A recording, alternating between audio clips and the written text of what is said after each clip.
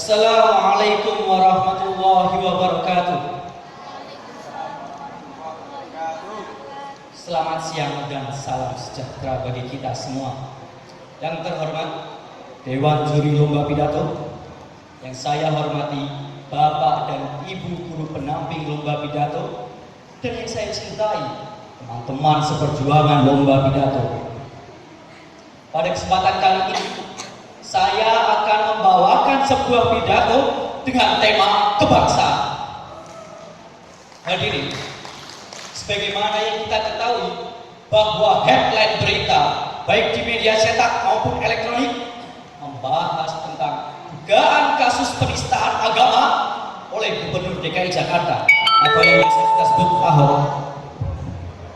Beliau mengatakan yang intinya bahwa jangan mau dibohongi menggunakan surat Al-Maidah ayat 51. Itu ucapan beliau. Akibat daripada statement tersebut, muncullah reaksi daripada masyarakat Indonesia. Bahkan salah satu organisasi mahasiswa yang ada di Makassar menyatakan akan melakukan aksi gajah Cina jika kasus tersebut tidak diproses. Bagaimana mungkin di negara yang berlandaskan Pancasila timbul perselisihan antar umat beragama? Sudahkah saudara-saudara ketahui bahwa di kota kita ini, kota Pekalongan tercinta, juga pernah terjadi kejadian yang tidak jauh berbeda. Pada tahun 1995, pada suatu ketika ada seorang warga etnis Cina melakukan penyobekan terhadap kitab suci Al-Quran. Akibat daripada perbuatan itu, muncullah reaksi dari masyarakat pribumi. Toko-toko dihancurkan, mobil-mobil, pabrik-pabrik tidak luput dari amukan massa pribumi tersebut. Lantas, inikah Indonesia, saudara-saudara? Sekali lagi, inikah Indonesia? Jika memang kejadian tersebut merupakan sebuah penistaan agama, maka hadapilah dengan bijaksana. Jangan main hakim sendiri, karena negara kita adalah negara hukum. Kita bisa melaporkan kepada pihak yang berwajib, dan itu sudah tertuang dalam Kitab Undang-Undang Hukum Pidana pasal 156 mengenai penistaan agama dengan ancaman maksimal 5 tahun penjara. Percayalah saudara-saudara bahwa penegak hukum kita akan menegakkan hukum dengan setegak-tegaknya, dengan seadil-adilnya. Percayalah, jika hukum tidak kita taati, apakah hukum rimba yang harus berlaku? Perselisihan memang mungkin terjadi, tetapi kita harus menghadapinya dengan jiwa yang besar, jiwa yang menghadirkan Pancasila dalam kehidupan berbangsa dan bernegara. Bahkan dalam proses pendirian bangsa kita tidak luput dari perselisihan dan perbedaan pendapat. Salah satu contohnya adalah pada Kongres Pemuda yang pertama yang menentukan bahasa Melayu sebagai bahasa kesatuan kita. Namun, salah satu anggota Kongres tidak menyetujui akan hal tersebut. Beliau mengatakan, jika tanah air kita bernama Indonesia, jika bangsa kita bernama Indonesia, maka bahasa kita bahasa Indonesia.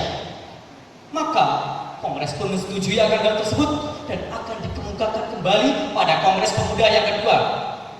Kita melihat daripada peristiwa tersebut bahwa perbedaan pendapat tidak sampai menimbulkan reaksi yang memecah belah umat antar golongan. Sungguh betapa mulianya para pendiri bangsa kita. Tidak hanya itu, pada penentuan waktu pendeklarasian proklamasi juga terdapat perbedaan pendapat antara golongan muda dan golongan tua, sehingga menimbulkan peristiwa Rengas Dengklok yang kita kenal sekarang ini. Namun sekali lagi, hal tersebut tidak sampai menimbulkan api perselisihan yang menghembuskan rasa persaudaraan di antara kita.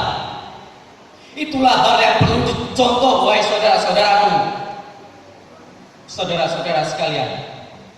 Dari Sabang sampai Merauke, 4 perkataan ini bukanlah sekedar rangkaian kata ilmu bumi.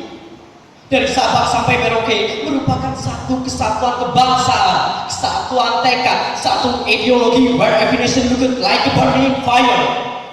Oleh karenanya kita adalah bangsa yang besar, maka bersatulah saudara-saudara. Ideologi kita sama, yakni Pancasila. Seperti apa yang dideklarasikan pada Kongres Pemuda kedua, Sumpah Pemuda. Kita berbangsa yang satu, bangsa Indonesia.